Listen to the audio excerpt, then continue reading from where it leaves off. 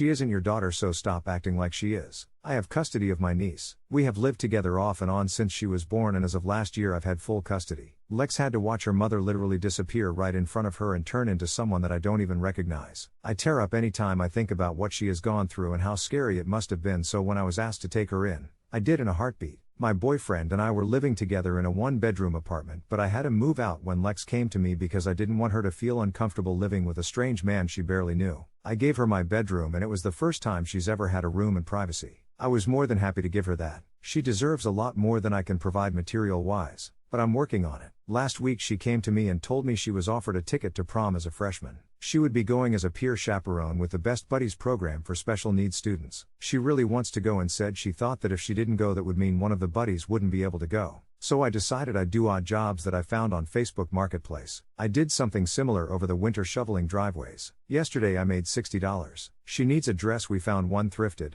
her hair and makeup done, and since it's my 30th birthday on the day of prom, I thought we could go out and eat somewhere fun before the dance. She took it upon herself to ask her buddy out to eat with us too. I figured $150 would be enough. Today my boyfriend came over before I went to work and then back over after I got off. He walked in with pizza and beer. He isn't working right now and is living with his brother, so I asked him where he got the money for it. Living with an addict for any amount of time who steals and pawns anything valuable with no remorse will have you questioning every dollar you know you have. If that makes sense? He said he found it on my nightstand and thought it was his from the other day, except he hasn't done anything to earn the money. I flipped out on him and told him what I was using the money for. I was pissed, rightfully so. He said adults don't do birthdays and Lex isn't even my daughter and it's embarrassing that I'm trying to be her mom. This is such a gut punch because almost 2 weeks ago I went to Lex's school after she was manipulated and bullied into lending $1 to her friends and left at a restaurant after they dined and dashed. The school told me they wouldn't attempt to get in contact with the girl's parents, nor would they give me a way to contact them myself unless it was coming from Lex's mom.